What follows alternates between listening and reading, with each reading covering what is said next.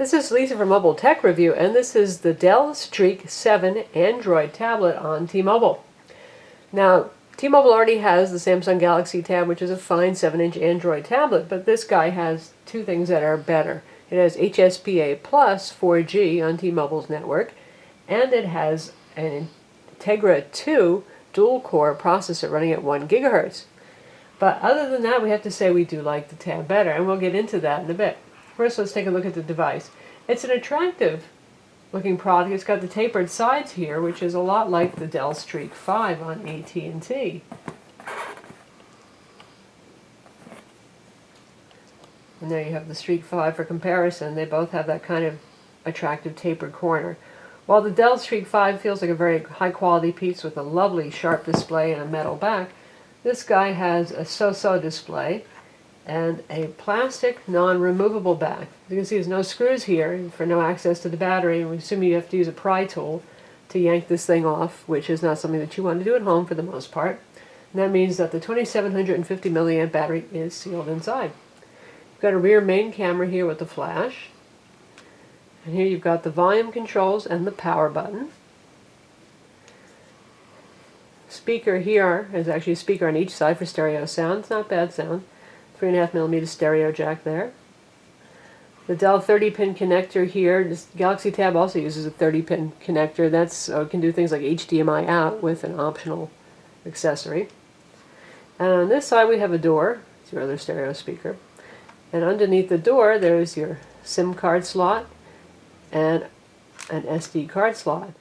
The Streak weighs about a pound, and it's not too bad to hold with one hand as I'm doing right now. And it's about the same size as the Galaxy Tab. We'll compare them here. Just a little bit longer, which gives it more of a widescreen effect. You have a front-facing video camera here for video conferencing, and it does come with Quick software for video conferencing over Wi-Fi or 4G, your choice, or 3G too, of course. And here we have Froyo 2.2 with Dell's Stage UI, which are a selection of large widgets. Unfortunately, the customizations we saw on the Dell Streak 5-inch with Google OS 1.6, where you had a great customized dialer that integrated your contacts and better calendar and address book apps, that's all gone here for Froyo. But you do get the big widgets here. The launcher is fairly handy over here. This is your most recently used applications, and you've got the weather embedded over here. You can either plug in a location or use your GPS to do that. And you can set up social networking over here. This will do either Facebook or Twitter, but you can set up two instances of this widget, one for Facebook and one for Twitter. And then you get nice little status updates right here on the screen. You got the music player over here, which shows album covers if they're available, and just takes you right into the music player. And there, again, as I mentioned, the second instance of the social networking widget up here in case you want to have both. And when you're on this screen, you can also switch. If you see, if I tap here and move side by side, you can tell which widgets are running on what. Music, social networking, home, your web shortcuts, the email if you've got it set up, and just an all-purpose Android window. So this is nice too. Once you've gone to a website, you get a thumbnail of the web page, and you can just tap to go directly to that web page. So that's the Dell Stage UI. Otherwise, this is pretty much vanilla Froyo. You tap over here, you see all of your applications. They are arranged in pages, like so, in alphabetical order. And yes, it does work in portrait mode as well. In fact, some of the widgets actually look better in portrait mode. You can see more of your social networking updates if you have them loaded over here, for example. The buttons, of course, are obviously designed for landscape orientation. You can see here they are facing down. And missing, just like with the Streak 5, is the standard Android search button. So we have 3 out of 4 standard Android buttons. So you've got your standard back button here, your menu button, and your home button, but you do not have that search button. Of course, you can bring up search on screen. In terms of performance, this is very fast. The Quadrant benchmark was about 1500, which is pretty good, but not amazing. But then again, Quadrant really isn't optimized yet for dual-core CPUs. Nor are some of the other benchmarks. Linpack, we averaged about 37 to 38 megaflops. But experientially, this feels a lot faster than the Galaxy Tab, and we don't see those strange little pauses and things that we see on the Tab. What's not so good about this is the 800 by 480 pixel display. That's the same resolution as a high-end smartphone, something like the MyTouch 4G, for example, on T-Mobile. And when you stretch that to 7 inches, things do look grainy. The text is really not sharp. You can see some pixelation in photos. The pixels are just basically too large. And beyond that, the viewing angles are abysmal on this, and that's not very good for a tablet. A phone you can move around and put right underneath your face, wherever you need it to be, to get the best viewing angle. But something like a tablet, you want to put it down on the table while you're eating and read it, and you'll discover, wow, you really just can't see that thing unless you move it directly underneath yourself.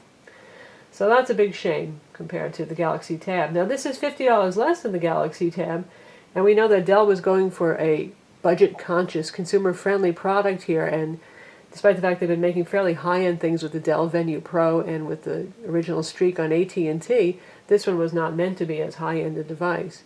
But the problem is when there's only a $50 price difference with contract between this and the Galaxy Tab, we really have a hard time recommending this over the Tab.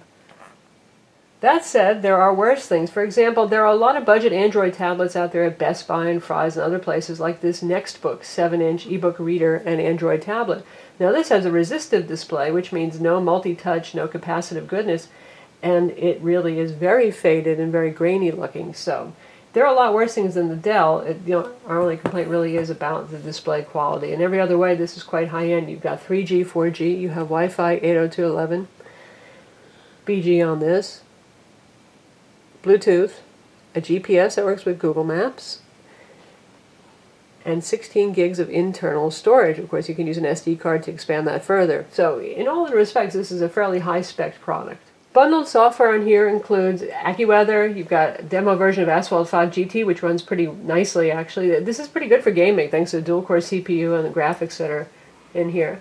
We've got Blockbuster Video, Brain Pop, which is a brain teaser game, Kindle app, golf game,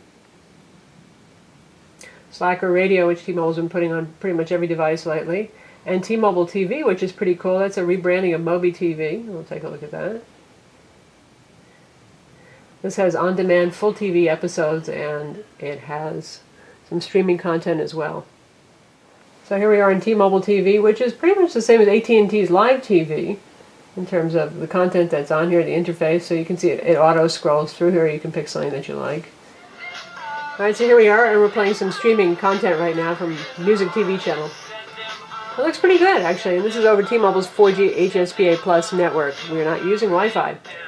That's an advantage that T-Mobile has, because AT&T's version of this app makes you use Wi-Fi to use any content whatsoever.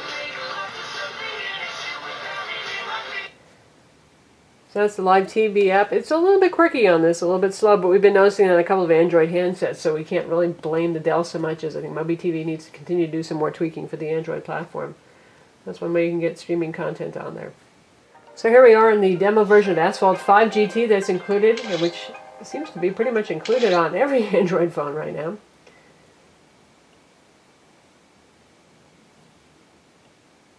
I get to hear the speakers too. Performance again, the game is pretty good. Also, web browsing with Flash content is very good. This does have Flash 10.1 for true Flash playback in web browser, which is nice.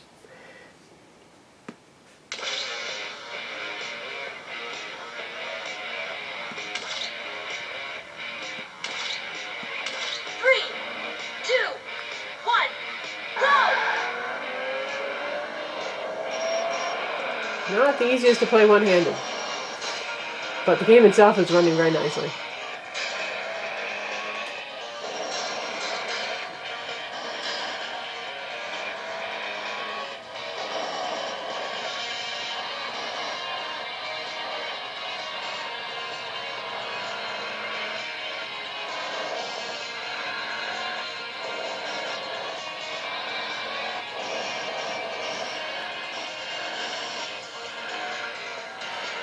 Alright, so that's Asphalt 5 GT running on the Dell Streak 7. So now we're checking out the web browser here. Again, it's 800 by 40 resolution, so it's the same thing you'll see on your smartphone, but obviously text is going to be bigger. And we have pinch zooming here, very fast and very fluid.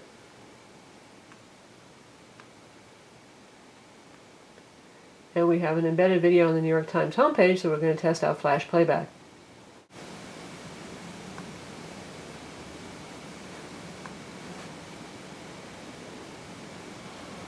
Snow can be fun, but we prefer Pretty cool. snow white sand. And now we've switched over to full screen mode. Now, New York Times doesn't use a very high quality video they're serving from their front page, so it's a little bit meh. But the frame rates are absolutely fine.